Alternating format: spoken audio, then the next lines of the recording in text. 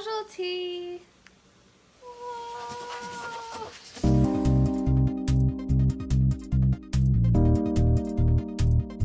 Alright, so first thing I'm going to do is roast my carrots and my beets so that I can actually just make the soup ahead of time. So I'm going to preheat my oven, let's say to like 450. And we're gonna chop those up and roast those for probably about half an hour. Okay, so I have washed my carrots and my beets and I am ready to start chopping. One thing to note is I actually don't ever peel my carrots and beets. Carrots and beets are really great sources of antioxidants. However, a lot of these antioxidants are kept in the skin or close to the surface of the vegetable. So you don't really need to peel your carrots and your beets if you don't want to. I personally prefer them unpeeled. Some people just really prefer their vegetables peeled, and that's fine. You're still gonna get great benefits from those antioxidants. You just won't get as concentrated an amount.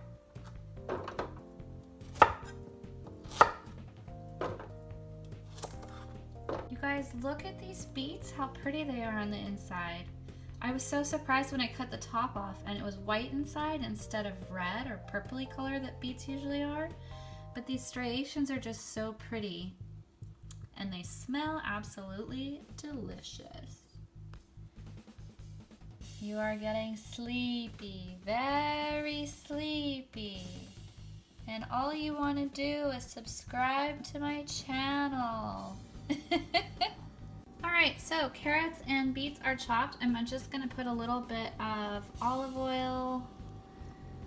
Get a nice amount on there. And then I'm going to put some salt and pepper on these and bake them for about half an hour and they should be good to go in the soup. With my tomatoes, because they're so wrinkly, I'm actually going to make the pizza sauce from scratch. So I'm just going to put these into a hot pan with some oil that I've just heated up. And I've also just saved a few that aren't wrinkly. These ones are just fine. I'm going to slice those to put them on top. And in the sauce, I'm going to add some oregano and basil, salt and pepper. So let's go ahead and get this going. So I'll probably just saute those until they blister and then cook them down a little bit to concentrate the flavor.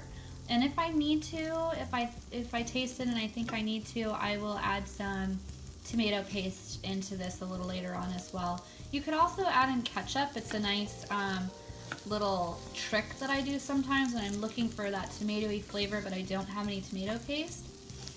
And I have a tomato paste that is actually sugar-free, so it's a really good thing to use in place of tomato paste if you don't want to open a whole can.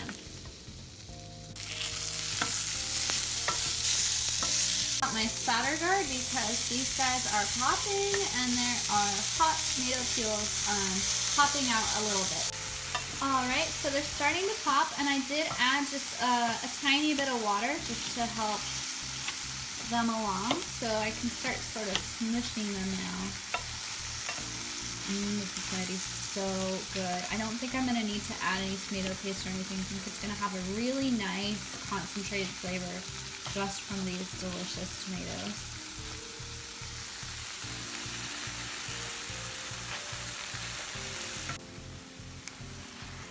I've added some spices, tiny bit more water. Just keep going until all the rest of the tomatoes pop. And then I'm probably going to stick this in my food processor to thin it out and chop down the skin so it'll be good on top of the pizza. Alright, carrots and beets are out of the oven. If I was just going to eat these by themselves, I would have roasted them just a little bit longer. But since they're going to go in a soup, they are just perfect. So I'm going to go ahead and throw them in my soup now.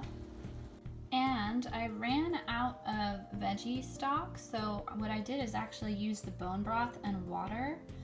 All the oils you're seeing on top of there is actually from the carrots and the beets, but this is going to be one exceptionally tasty soup.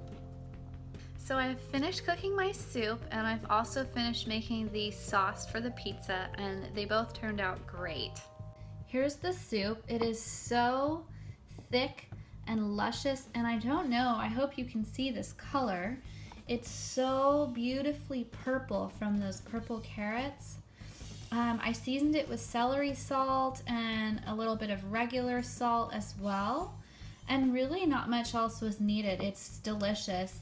I think what I'm going to do is, because there's such a huge batch, we'll be having this on multiple occasions.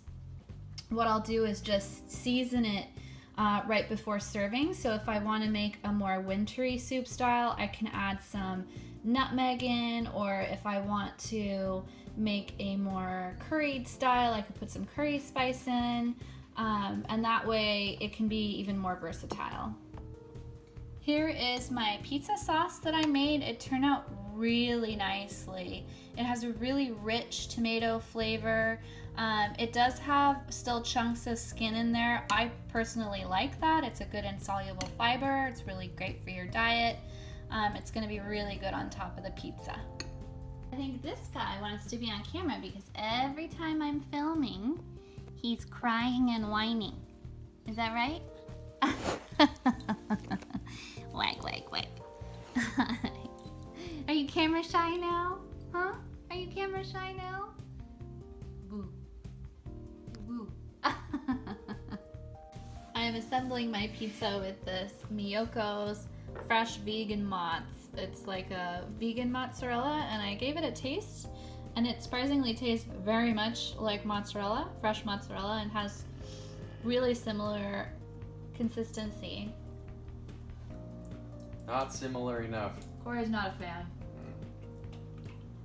It's like cheese is my last holdout of no meat, vegan, not quite out of the meat territory. He has this organic Mexican blend for his pizza. Here's my finished pizza, pre-cooking. It's just a margarita pizza with the vegan cheese, and I used some dried basil. And Cory is making it half and half. What are you doing? I'm really not sure yet. I might use some of your vegan cheese and then use some of the Mexican. Going to the dark side. And the final finished product.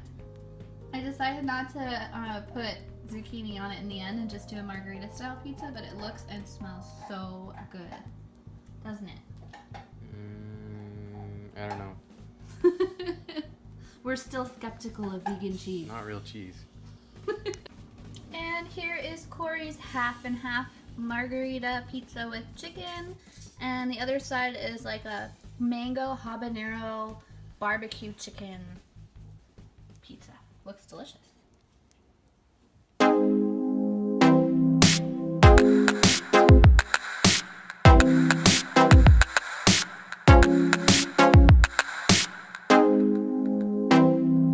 I personally prefer them unpeeled. Some people just really prefer their vegetables peeled, and that's fine. You're still gonna get